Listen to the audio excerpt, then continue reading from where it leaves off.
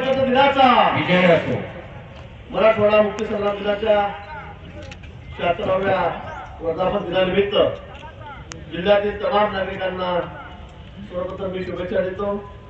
मागील वर्षामध्ये मराठवाडा मुक्ती संग्राम दिनाचा आपण अमृत महोत्सव साजरा केला.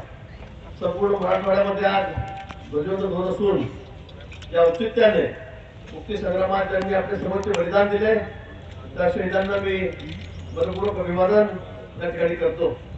लढ्यामध्ये सहभागी सन्माननीय ज्येष्ठ स्वातंत्र्य सैनिक, त्यांच्या कुटुंबातील सदस्य, या ठिकाणी उपस्थित सन्माननीय लोकप्रतिनिधी, विविध क्षेत्रातील मान्यवर, अधिकारी व उपस्थित बंधू आणि भगिनींना मराठवाडा मुक्ती संग्राम दिनाच्या या ठिकाणी शुभेच्छा देतो. नांदेड जिल्ह्याला सप्टेंबर महिन्यात अतिवृष्टीचा मोठा फटका बसला.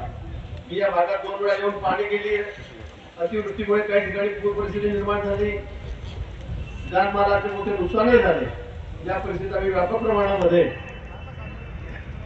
पंचनामे सुरू केलेले आहेत.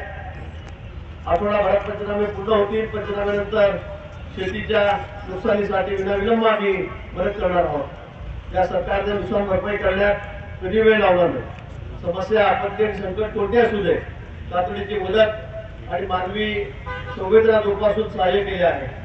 मला या ठिकाणी आवर्जून सांगितले पाहिजे की मागील वर्षी सन 2023 मध्ये झालेल्या नुकसानापोटी एकट्या नांदेड जिल्ह्यात शेतकऱ्यांना 446 कोटी रुपयाचे वाटप या ठिकाणी करण्यात आले आहे.